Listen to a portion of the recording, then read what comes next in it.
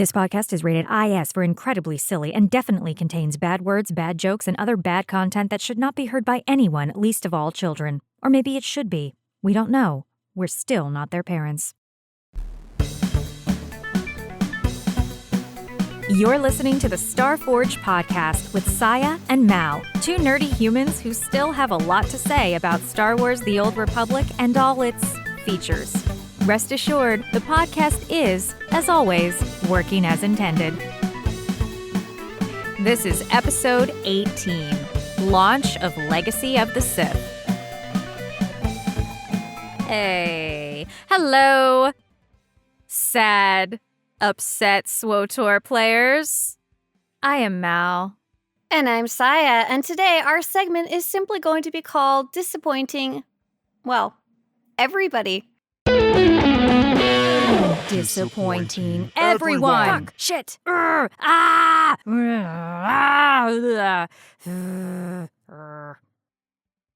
God, that was a dark intro to this podcast and not exactly what I was going for. So, Scya, recently, the Legacy of the Sith expansion for SWTOR, expansion 7.0, was launched. And, I mean, it was just, God, what a dream. It was a dream. Everything was great. You know, I just loved it. Perfect launch. I've never seen a smoother launch in all of gaming history. I haven't either, and I'm so glad you feel the same. I can't even keep this up, Mal. I'm sorry. We're going to get straight into talking about what we thought and what we saw at the launch of the Legacy of the Sith expansion. If you happen to have been around during the launch, well, I'm sure you saw many of the same things. Scya, we have both been around for many, many X-Packs, launches, extra features added to this game. And I have never seen anything like this. I have not either. There's definitely been some launches that went smoother than others, and there's definitely been some bugs during other expansion launches for this game, but whoo-wee, this one has been one of the worst when it comes to functionality being broken or things not quite being as expected for players. I have never seen a known issues list on day one longer than the fucking patch notes. It just keeps growing. And growing and growing and growing, too. I will give them some major kudos, though. They have been adding a lot of things to that list and acknowledging the bugs as fast as the team seems to be able to once they confirm they're actually happening. Oh, wow. But we'll be breaking down a lot of the different changes to the game, what we've seen, what we thought of them, and what you might see in them now and in the future. Right. So let's kick it off with the most obvious part. We received a fabulous trailer for this X-Pack called Disorder. Oh my God, the trailer. Okay, so we're going to be doing a little bit of trash talking of the expansion, and I'm so sorry about that, but if there's something I don't have a single bad thing to say about, it is that trailer. It is amazing. To me, it is absolutely everything I want to see in my Star Wars story, in my Star Wars The Old Republic era story, and in a trailer. The fact that we are getting a story trailer, a cinematic trailer at all is just a huge shock to a lot of players because we were watching the test server. We knew that lots of things were going to be interesting at the launch, maybe possibly unfinished.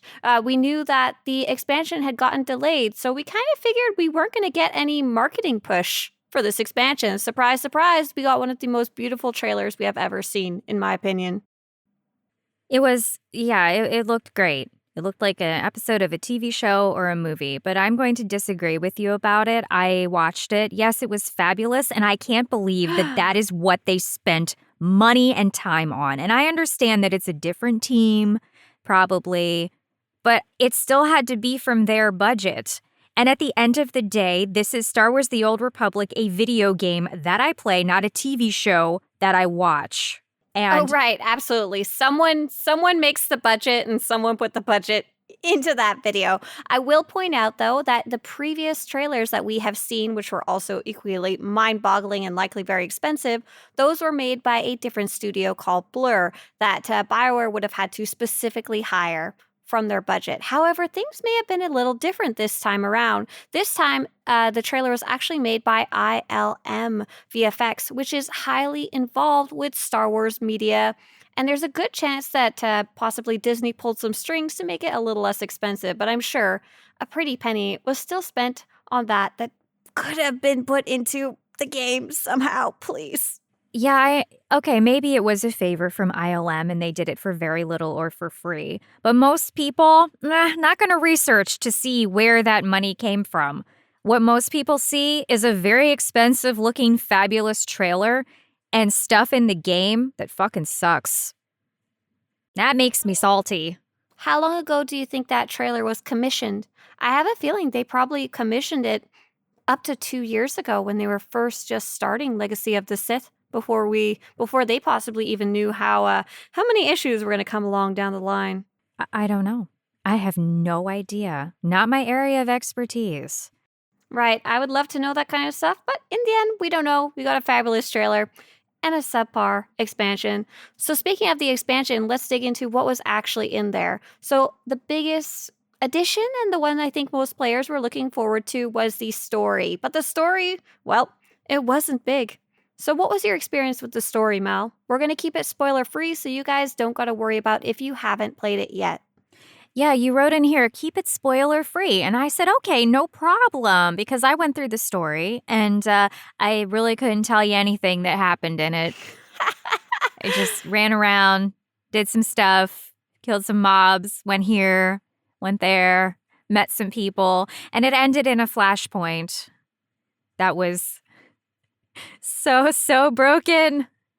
So Oh boy. So the biggest complaint about the story is that it was short. And when people are saying it's short, it is objectively short by the numbers, comparatively short to every other expansion we've ever seen. Even the previous expansion, Onslaught, was considered just towing the line in terms of how long it was. And this one was even shorter. And kind of like Mal said, I had a very similar impression of nothing in the story actually blew my mind. There was a previous story update that was similar in length called Echoes of Oblivion, but to me that story was so exciting, had such a large cast, had such an interesting bit of story wrap up going on that I didn't mind that it was short at all, and I was very excited to share that update with other players. This one, however, was supposed to be an expansion, was supposed to either blow my socks off or at least take me more than half a day to finish. Yep, as you wrote here, short and not exciting. So let's talk about to get through this story. The story culminates in a flashpoint. That flashpoint.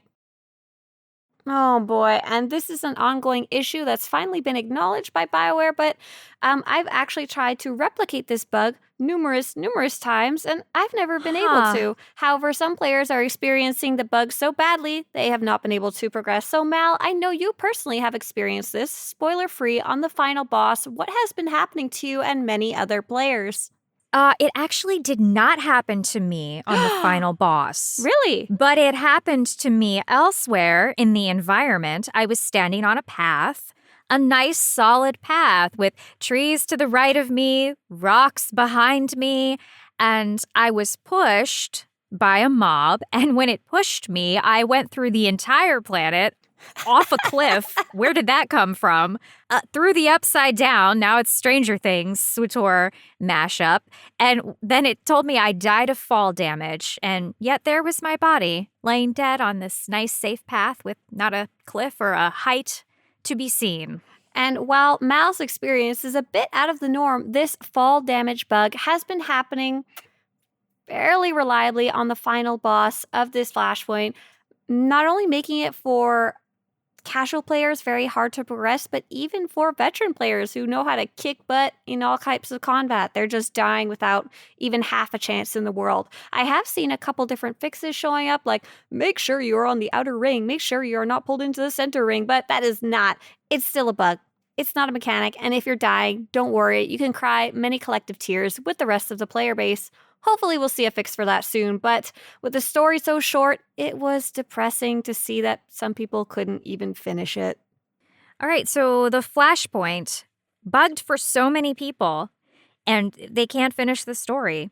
So you trot this out as, oh, the latest expansion and all this story, and people can't even finish it. I had heard that the last boss was a problem, and I had seen some tips about how to avoid it, and it could be just because I was on a sage.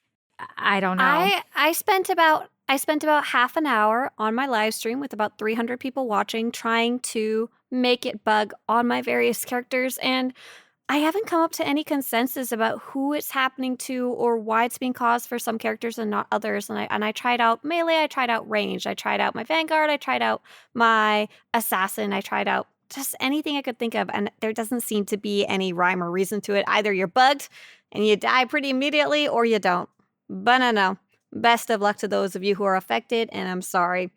I don't want to talk about this anymore. All right, so we're going to leave that flashpoint behind. Leave it in the dust. Let's talk about the next thing that came with the patch, which is combat styles and a second combat style. Zoom. We're going to leave in the dust. Zoom all around the map. Spoiler free. All right, zoom.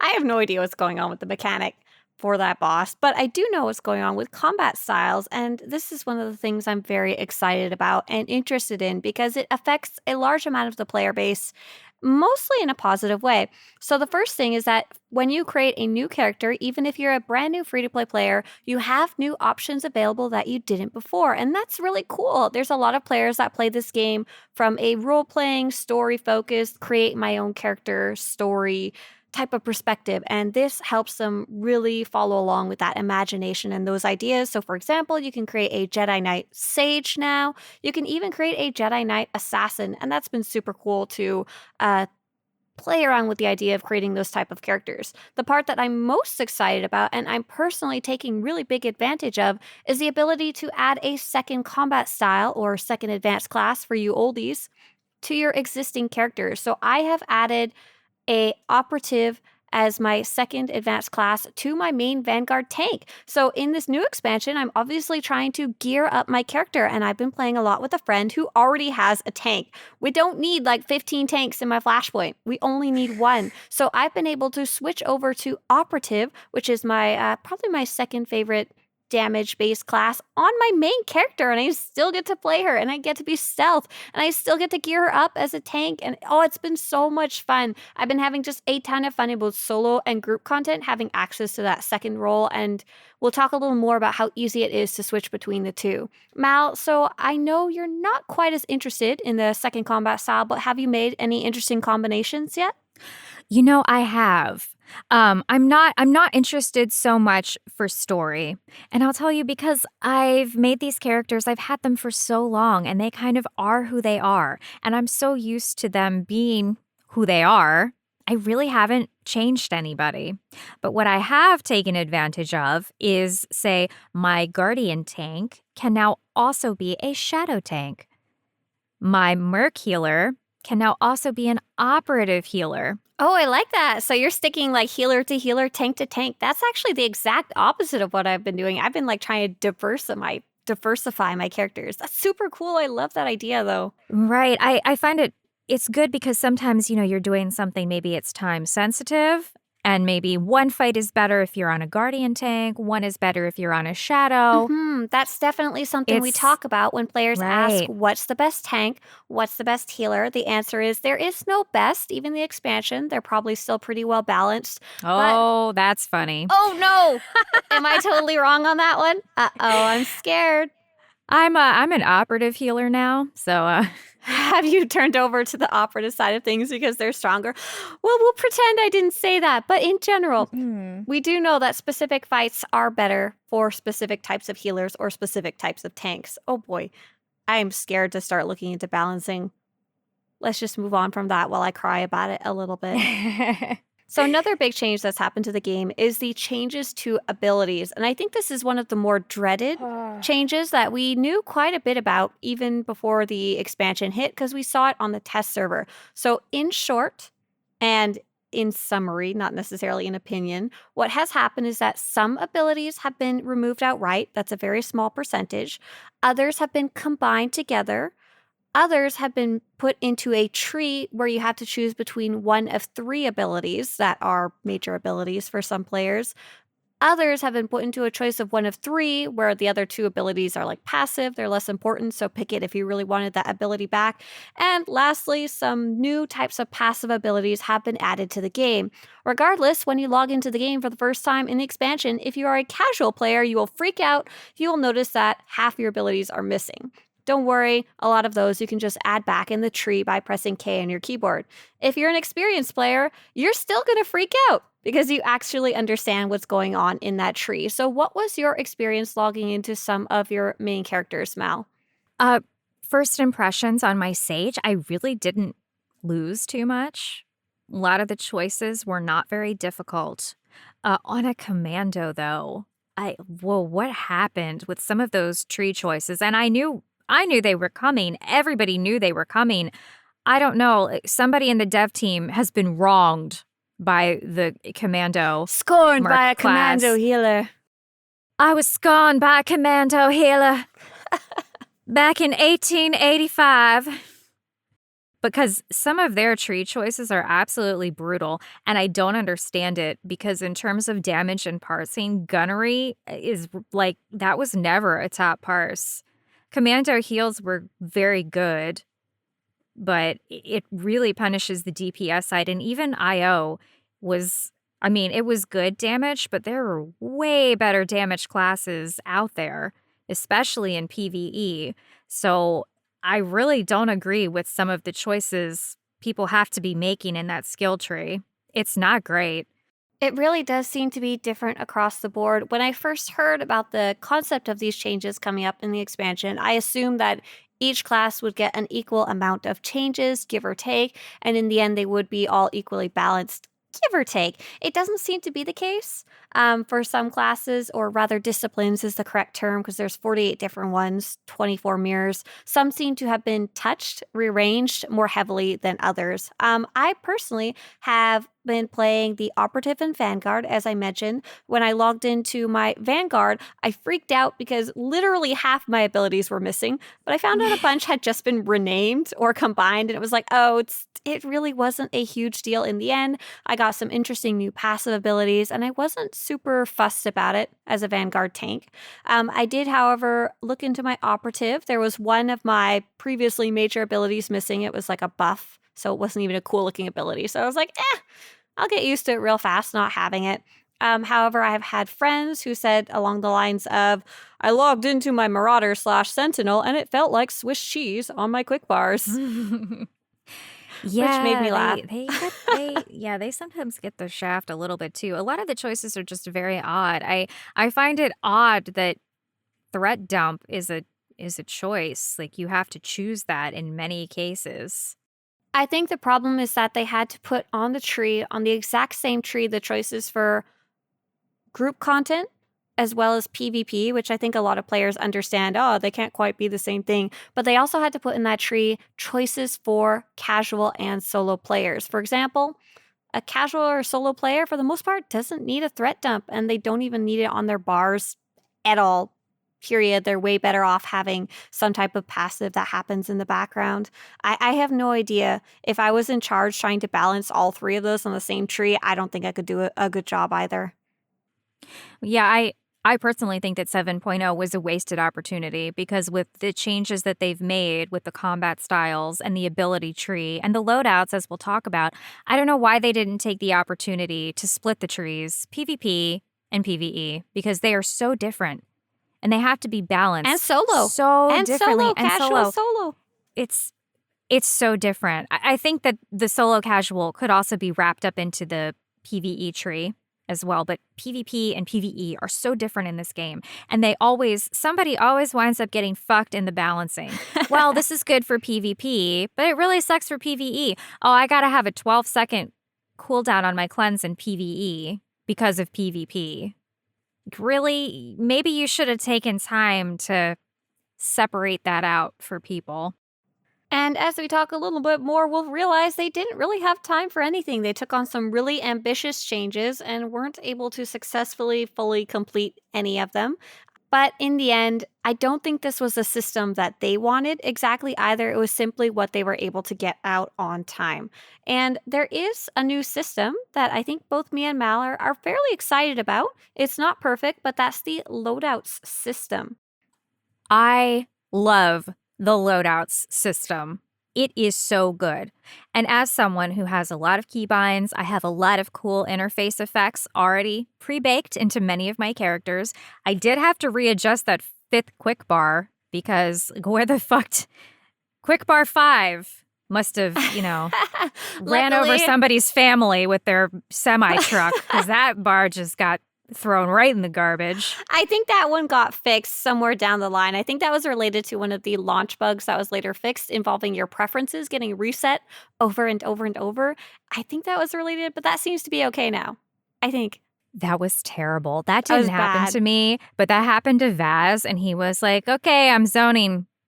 And all my stuff reset again. I used a re-keybind of the basic movement keys. So every time I loaded into a new area, I had to reload my keybind so I couldn't even move around. It was a bad. Oh, And no. this is kind of what we were talking about. It was a really rough launch. That specific one has been fixed, and some of the other major ones, for example, European players couldn't even really log into the game for the first day or so. That seems to have been fixed as well.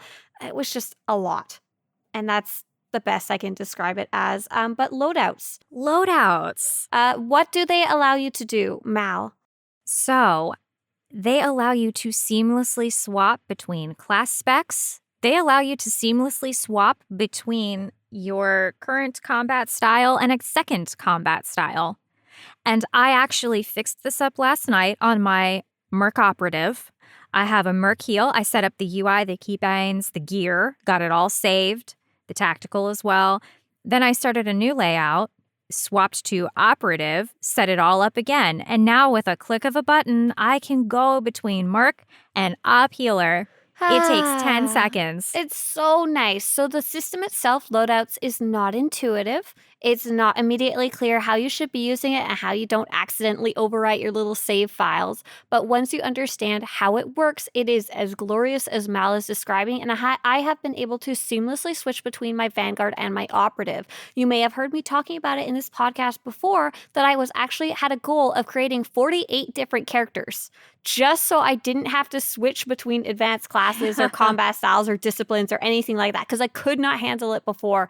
As a player who struggles with that kind of stuff, Loadouts has been an absolute godsend. So with your Loadouts, here's what successfully saves: your choice of combat style or advanced class and your discipline, your ability tree choices, your ability locations on your ability bars, which is probably the best part, your outfit designer outfit. So if you want to dress different, that's attached to it too. And lastly, your equipped gear, as long as you have it in your inventory, or I did find out it does seem to work if you have it in your legacy bank and you have your legacy bank open. So you can have two different sets of gear and be able to easily switch between them without the rigmarole of how you used to do it in the olden days, accidentally forgetting your implant and your relic and stuff like that.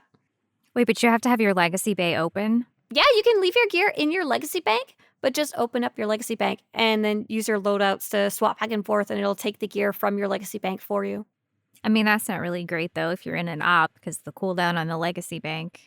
It's better than what you had to do before. I guess. It's not perfect. I think a lot of yeah. players wanted some type of gear bank or gear saving system where we didn't have to have it in our inventory. But once again, I don't think this is the exact system BioWare wanted, but it's the one that they could complete on time. Along with those big combat style and loadout changes, we also got a new user interface that has been controversial. My eyes. Fuck. I open my inventory and I'm like, I feel a migraine coming on. Why does this look like? It's like those paintings in a museum where if you stare at the lines and boxes, you see those little spots in the corner. Why does it look like that? Yeah, so that's actually called the grid illusion. It's when you have a series of lines with boxes with a high contrast between them, and that illusion is actually occurring in the inventory. But in general, the inventory and the character sheet had to be remade because of the new changes to combat styles and loadouts and disciplines and all of that. And Once again, I think this was a case of not necessarily what they wanted, but what was able to get out on time. A lot of player feedback was actually given about this one as well as loadouts on the test server. But I think we all kind of assumed what we saw on the test server was an unfinished version, kind of like a work in progress. But nope. What we got on the live version is almost exactly the same in many aspects of the game as what we saw on the test server. So I'm hoping that they actually have another version on the developer servers that we might see in like 7.1 and they just weren't able to shuffle it out on time. Fingers crossed. I really hope so. And what's with the character menu? To actually look at the stats that matter to me, I have to press a details button. What is that mess that tells me my damage and my support? That doesn't mean a fucking thing to me. I think that's for casual players, but I don't even think they would understand what it's for. Because they've asked, they're like, what does it mean? Where does this number come from? I don't fucking know. I have no idea. That's not low. Well, your support should really be this number. Well, what goes into support? I don't know. Some stats you have. I hate it. And when you open the details screen, everything else is frozen. Like I can't swap my gear. What? Right, you can't even test easily. I need to be able to swap my gear. Now I have to close this, put my new gear on, and then open this details back up. So as I mentioned, a lot of things are actively bugged. Most of the big ones have been fixed. There's still a lot of little ones, but there's also this expression by the player base that a lot of things feel unfinished. Like they didn't quite get done all the way, and that's a really prime example of one of them. And the character creator. Also, let's talk about the character creator. Also, I swear, I kept asking, do you guys think that black in the background will get changed? Oh, do you think we'll be able to zoom in all the way on our character's face when creating our character? Nope. Exactly as it was on the test server, on the live version, feels very unfinished to me as well. The buttons. There's buttons, they have circles on them. The circles aren't even round. Is it a style? Because to me, it looks like you misclicked a couple pixels in paint. And that's why it looks like that. If that were a tattoo, the judge would be like, ooh, these lines are awfully shaky. This is not a good tattoo. Luckily, these aren't tattoos, and hopefully we can have an update down the line. But in the meantime, we'll suffer through it and enjoy the functionality of loadouts, if nothing else. So we also got a new gearing system. And this one we also knew would kind of be controversial going into it. The biggest talking point before it launched seemed to be that players who play very casually, who play specifically solo, they don't want to do group content, couldn't reach the highest level of gear. And there wasn't really a consensus. Some players thought that was a good thing because players playing not the hardest type of content shouldn't get the best gear, while other players, solo players, said, I know I don't need the best set of gear, but I like having it. It's fun to chase, so on and so forth. Mal is like holding her mouth and she's about to scream at me. Go ahead. I have heard a lot of people say, oh my God, everything is hard. Everything is so hard. I can't do my heroics. I can't do this. I can't do that. Well, I've been doing this and I've got the same gear as everybody else and I'm not having a problem. Mal, would you shut your pie hole? You are literally on the top echelon of players, okay? The gear was a crutch, And then they took away the crutches. But listen. Correct. A lot of players needed that crutch, though. A lot. A lot of us need that extra help to get through the basic content to enjoy the game. So it's not people's fault because they didn't grow up like we grew up, where you do nightmare content and you don't have a tactical. You do hard mode content. You don't have a tactical. You don't have augments. That wasn't a thing. You had a set bonus, but that was fucking it. That's all you had. And in the last patch, people had so much stuff and so much stats and, so many things. And then they took it away and it's like, oh God, so many people don't even know how to play because you didn't have to. For sure, we were lazy. Right. One of the things that Mal is explaining right now is that at the end of the previous expansion, we had additional tools as casual players that we didn't have before. So what were those things? We had access to the best gear in the game, which is something that we've never had before. So I could fully gear up in 306 gear and take on that heroic, even on my suckiest of characters I didn't know how to play. We also had, as she's mentioning, we had additional tools in the form of tacticals, which give us a little boost and a bonus. We also had a different form of level syncing. And And that's what happens when your character is boosted down to the planet's current level. And that has also drastically changed. One of the side effects of that change to level sync, as well as not having access to the best gear anymore, is that a lot of the content is especially hard across the board for the average player, for the casual player, for the solo player. So you'll notice that heroics are harder. Veteran flashpoints are harder. Master mode flashpoints are harder. Mal's like biting her tongue. She's like, I still take it on like a boss. But we've also noticed. No. That's not why I'm making that face. Okay. I'm making that face because they introduced this patch where they strip everyone of everything they had. All your gear is trash. And then made it harder. Well, they made it harder, but then they decided, well, we're only going to have, 8 flashpoints in the queue? And look what they put in the queue. That's what a different. The fuck? Let me finish what the fuck talking is wrong about. With you? Let me finish talking about level sync, and then we can cry about that next. Oh my god, you're just gonna hear a bunch of girls bitching all day. I'm sorry. So I don't think anyone's sorry to hear that. I think the hardest hit players have been those who are still working through the story. Some of the story specific content, like I need to progress past this point in the story to move forward, has been changed in a way that makes it really, really hard or impossible to pass. I've heard some stuff on IOCath has become ridiculously hard.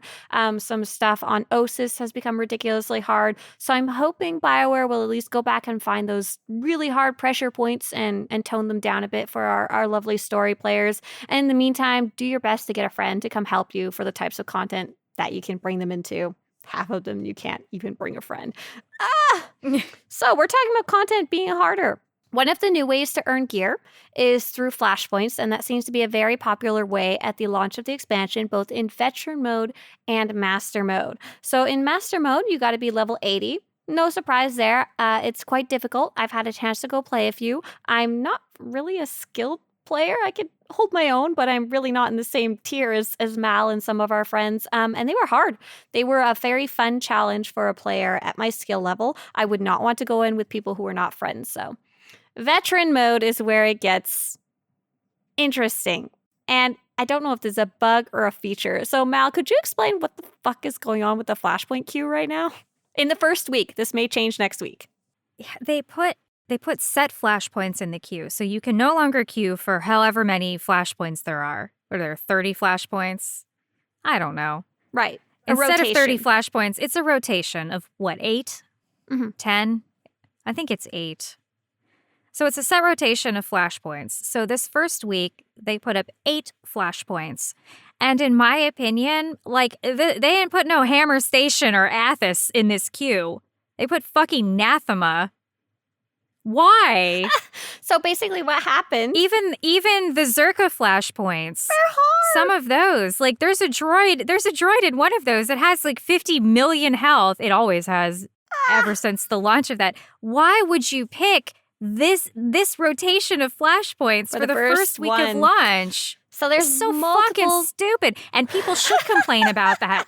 Young and old, new and old players. Everyone's getting fucked over by this. The Zoomers and the elderly. Fuck. So there's 2 different problems going on that we're complaining about right now, especially when Mal's saying Zoomers and the young. The elderly. The elderly.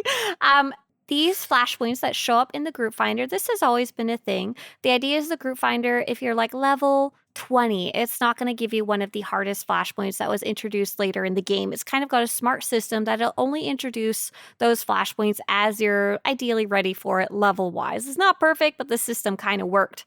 However, all of the flashpoints used to be available at once through the group finder. So you queue up, and as long as you didn't filter them, you'd get between 1 and 30 if you're a high level, and if you're a low level, you'd get between 1 and 10 that's appropriate for your level. In the first rotation of flashpoints that they picked for this first week of launch, they pick all flashpoints that were level 50 and up. So first off, low-level players can't even queue up using the group finder, period, which is why I don't understand if it's a bug or just a bad choice, or because the rotation's working. It's a feature. So low-level players can't queue up using the group finder at all. And high-level players will queue up and will only ever get a very difficult one with no real choice in the matter. It's just and like I was mentioning, these flashpoints, they are for whatever reason, that we talked about a couple different ones, they are harder. They're really hard. We are playing the Master Mode for Zerka Core Meltdown, and we were reaching the Enrage timer, even with we weren't well geared, but with a very skilled group, and we were very lucky that we were with friends who didn't want to scream about it. We went for 45 seconds after the Enrage timer to down that boss. Oh, but yeah, it's been a week. It's been a week Well, now. and not to mention people who are doing the story. Someone was asking on the fleet. I saw their story required them to queue for the Flashpoint Essilus in the group finder, and they could not. Can't you run that solo? But the mission was to do it in the group finder. Maybe they were crazy. But if you're out there, you poor person that just wanted to run Essilus in the goddamn group finder, I'm really sorry. Right. It's a whole different level of disappointment to not be able to queue up at a low level, because leveling up their flashpoints is really fun, even for veteran players too. I do agree. I do agree separating it, though, because there is nothing more obnoxious than queuing for a flashpoint. Getting Nathema with a level 20 player. Right. It's just... okay. So the new gearing system, let me wrap it up though. It was very complicated and controversial when we were going into it. Now, however, it feels less complicated than it actually was. I've already gotten level 320 gear and I'm not grinding. I'm running some veteran flashpoints, some master mode flashpoints, and I do seem to be getting some drops over time. I'm working towards some boxes. Implants kind of make sense. It's okay. I really don't hate it as much as I thought I would. Let's talk about how you have to get on a quest to get a legendary implant to get your set bonus, and that it gives you 34 points. Haha. Yeah, you are so mean. I am. How are we not all gonna get Conquest done by the time we hit 80? You just have to wait an extra week. It's not my fault that you went hard instead of going home while you were playing the story. I got raids to do on Tuesday. We had to get this shit done. So what we're talking about is the new Legendary Implants quest, and this is something you listener listening right now, as soon as you hit level 80, should head to the fleet, go to the supplies section, and talk to the blue Twi'lek to pick up this quest. As the idea of the quest is that you have to earn 100 points worth of activities, and most of the points come from Conquest. You get a third of the points from Conquest completion during the week, but unfortunately, if you already completed Conquest, you'll have to wait till next week to get those points, and that's why I'm saying, haha. However, here is another good part of the second combat style and the loadouts, because if I complete that quest on Mal, my Sage Healer, and I get a second combat class as a Jedi Knight, as a Guardian, and I swap to that, now I can buy those implants on Mal, where I've already done the quest.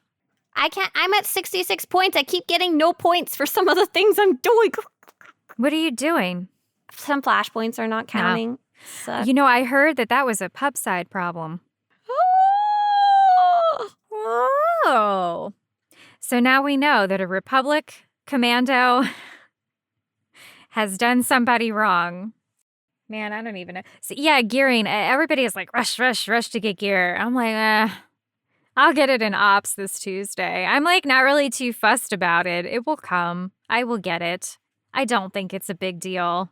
Right. A lot of people have different goals for gearing. For example, I have one friend who's trying to rush just for fun. He's trying to do as many flashpoints and master modes and stuff as he can as quickly as possible. I have a different goal. I want to basically be geared up for whatever master mode flash operations we're going to be running with the team that I'm in. And I don't think I'm supposed to be running flashpoints at all, or story mode operations, or veteran operations. I think I'm supposed to jump right into master modes if I can to get that gear. Right, and I don't really want to go down the path of spending on the flashpoint gear when I want to be upgrading the ops gear, because that will be the highest tier. So I don't really want to fill myself up with this gear that I will have to replace with operations gear. So I've just kind of like, Right, I'm still trying to fully understand how it works. I do understand that there's a different currency you get from operations that you don't get from flashpoints. But there is some strange overlap, and I still gotta learn and figure out how that works. I guess we both do. Can we talk about how they created this new currency and gave it a weekly cap of 999? I've been sitting at that cap since day fucking 2. Yeah, it only takes Fuck you. 5 characters worth of conquest to fill that commendations cap up. I Anyway, guess that's to make you log in next week and not blow it all in one week. I guess so. The last thing we wanted to touch on was the Galactic Season Season 2. And this has actually been pretty good. So Galactic Season 1, which was in the previous expansion, was a bit rough. It had a lot of bugs when it launched. A lot of players they liked the concept and they liked playing it, but it didn't quite work with how players like to play. For example, we had a hard time grouping up with our friends and having the same objectives. I think this time around they got it mostly right. They won't have to fix too much. There's been a couple bugs, but I'm sure they'll get fixed pretty quickly. And the objectives seem pretty fun and varied. Yeah, they're varied. They're very basic. We had trouble. Vaz and I, the Flashpoint one wouldn't progress for him. He's had a lot more problems than I have had, and I don't know why. Vaz, buddy, I feel you. You've been having all the same problems as me. All of them. Yeah. Plus, the two of us, I don't know what we were drinking when we started Galactic Seasons, because we're like, well, where is the guy? Well, what do? We forgot to claim him out of the rewards menu. My God. So along with Seasons 2, we got a new companion named Fenzale, which is the one Mal is saying, we forgot to claim the guy, the Cad Bane. And there's also a new reputation system and some new items called Underworld Syndicate plans. It's pretty simple. It's fairly fun once you know what's going on and you're going searching for them, but it's, once again, kind of not intuitive. Yeah. So I do have guides about those. Swtorista.com. I got that. That was one of the first things I went and checked out because I was curious about it. You can get some real easy Galactic Seasons points that way. We read that guide too because we were like, where is this guide? Why won't this lady talk? We did it all backwards. It let us talk to some lady before we even had the companion, and our quest got all fucked up. And then she was like, yeah, go to this droid and he'll give you something. Or the Jawa. Go to this Jawa. He'll give you something. And he wouldn't talk to us. Mal said, why can't this Jawa talk to me? And I was like, you know what? I have no idea. And I was doing a bunch of testing. I was like, I think it's because you guys did it in the wrong order. Nope.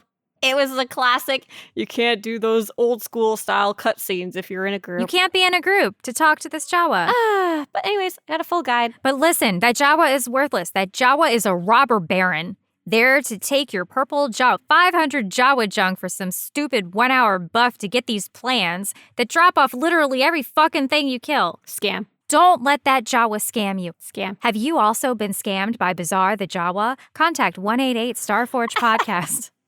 Our lawyers are standing by. Anyway.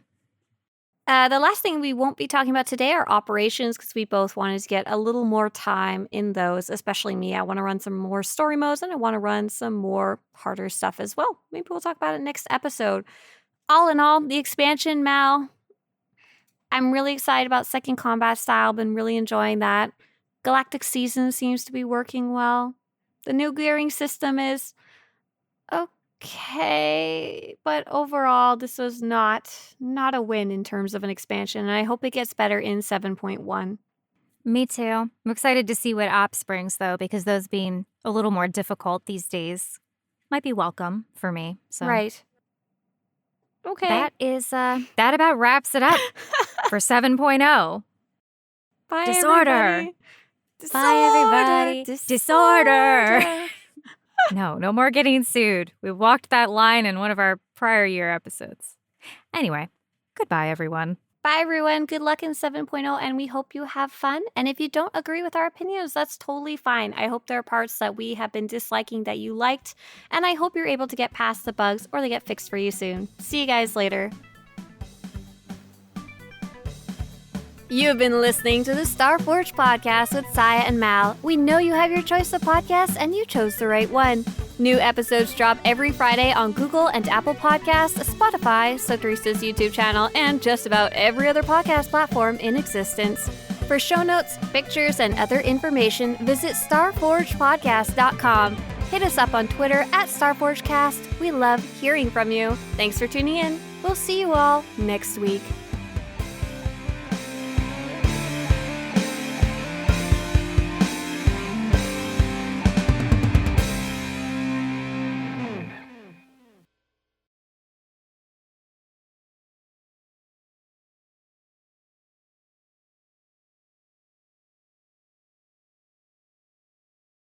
Okay, I'm recording. I'm Scya, and this is the best podcast in the world. You stop it. I know you're recording. You're going to put that in the outtakes, and I'm going to cry about it. Well, now I am. Darn it.